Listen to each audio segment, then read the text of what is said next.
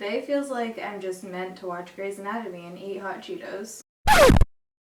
Alright, so today we have a first impression style video on this bad boy. This has probably been the most requested foundation from you guys in a while. This is the brand new L'Oreal Infallible Pro Glow foundation. I actually don't have the original Pro Matte foundation to show you guys because I just finished it up and tossed it. But that foundation is awesome, so I'm super excited to try this out, see how it wears throughout the day. This has gotten a ton of hype so far already on YouTube and social media, so let's put it to the test. Before we get into the claims and all of that good stuff, I want to share something super exciting with you guys.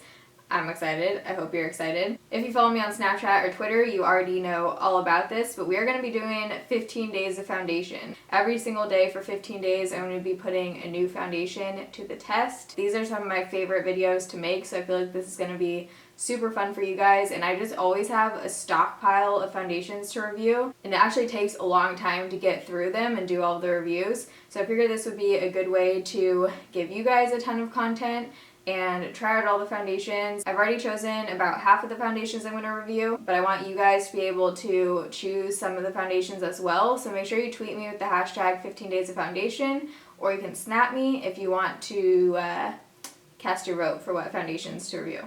I hope you guys are excited. If you are, leave a comment down below. Make sure you're subscribed so you don't miss out. Okay, let's get into the review. So this has SPF 15. It says it's a radiant finish for normal to dry skin and is hydrating. I'm going to go on their website and read some of the claims. So it retails for around $12.99 depending on where you buy it, and it has 1 fluid ounce, which is standard for foundation. Looks like it comes in 12 shades. Like pretty much any foundation, I have the lightest shade in 201. It's supposed to last up to 24 hours, lightweight and creamy. This long-lasting foundation goes on smooth with a glow finish that lasts. It's supposed to be hydrating with SPF for normal to dry skin.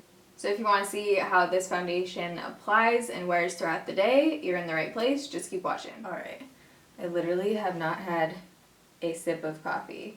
Why did I think I should start filming? Woke up semi-early. I keep having dreams about weddings. Alright, I'm feeling 0% awake right now, but we're gonna do this. Shaking it up. We're gonna do the Pure Cosmetics sponge on one side and then try a brush on the other side. I'm debating between the Sigma F82 and the Morphe G36. This one is a little bit less compact, like it's easier to blend. I think we're going to go in with this one first, and then if we need more coverage, go in with this one. So I have the shade 201. Obviously this is the lightest shade, and the L'Oreal Pro Infallible Pro foundation was light enough, so if you have pale skin, I'm hoping this one will work. Alright, no idea where any of my 10 foundation palettes are right now, so we're just going to put this directly on the face. Whoa, it looks pretty runny off the bat. If you're new to my channel, I have combination skin, cystic acne, currently on spironolactone, and I like full coverage foundation. So I have high hopes for this foundation, not gonna lie. So I'm gonna go ahead and first go in with that Morphe brush. Ooh. It's blending pretty easy since it is pretty liquidy. Definitely lighter coverage than the Pro Matte foundation. So that was just one layer, and you can pretty much still see everything. It covered up some of the redness, but looks like not even a medium coverage right now. It looks pretty much like a light coverage to me. Let's go in with a beauty blender on the other side and see if we can get more coverage. And I put quite a bit on, as you guys saw. So I'm taking this sponge. This is my favorite sponge. It's by Pure Cosmetics. It has like a flat side on one end. And let's just pounce. Super luminous. Like, I kind of feel like I'm wearing sunscreen, and I like dewy foundations, but it does look a little bit oily. I actually think we got better coverage with the sponge. I'm going with the sponge on my forehead and then also add a second layer of foundation to see if it's buildable. Shade-wise, didn't even mention the shade yet. Shade-wise, it looks pretty good. No complaints on the shade. This is definitely lighter coverage than I was expecting. They claim that it's medium coverage right now. I'm not seeing it. Second layer. Right now, I'm honestly not loving it as much as I thought it was going to, which is slightly disappointing. It looks pretty sunscreeny to me. It actually has a really similar consistency to the Garnier BB cream, which actually has more coverage than this. Formula-wise and like the shine and everything, it looks pretty similar to that. I wasn't planning on setting my face with the powder before this, but now that it's on my face, we are definitely gonna have to set this with the powder just because it doesn't really look dewy to me right now. It looks pretty oily, so I'm definitely going to be setting it with the powder. My pores also look pretty large right now. They definitely look bigger than usual around my nose in particular. So right now it's 8:46.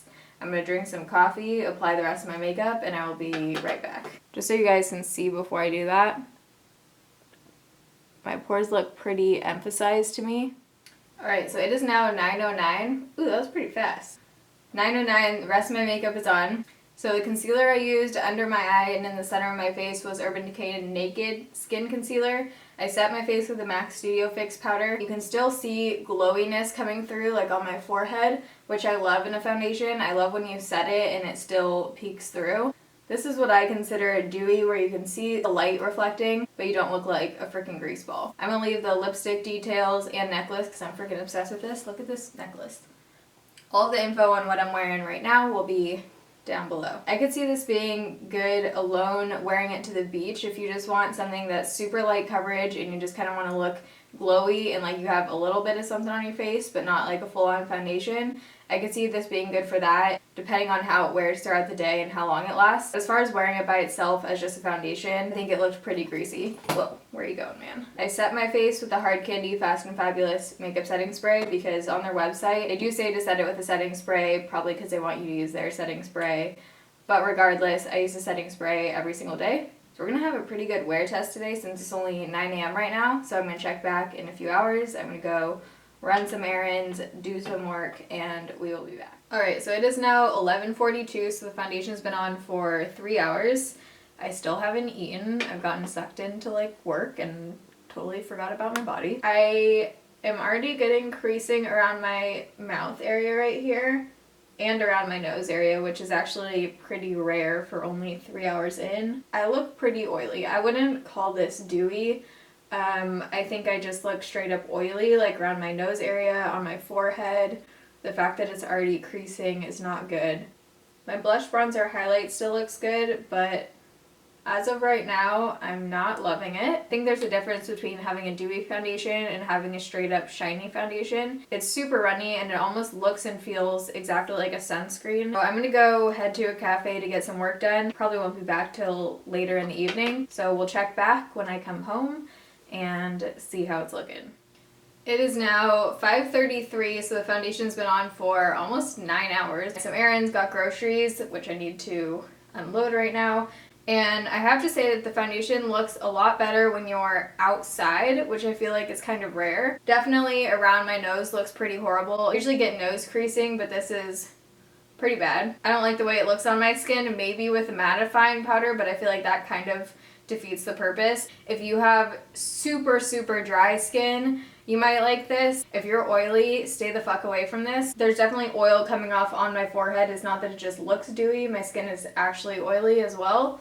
Yep, and around my nose too. Probably gonna do one more check-in in a couple hours, but in my opinion, so far, I'm not a fan of this. I will definitely try mixing this in with other products. I feel like this will actually be a really nice mixer since it is a bit liquidy and it has a luminous finish. So if you have a foundation like Estee Lauder Double Wear or something that's like super heavy, or Kat Von D Lock-It Tattoo Foundation, something that's super heavy and has really high coverage and you just want to give it a little bit more skin-like appearance, I feel like this would probably be really nice to mix in with it. But on its own, for me, not feeling it.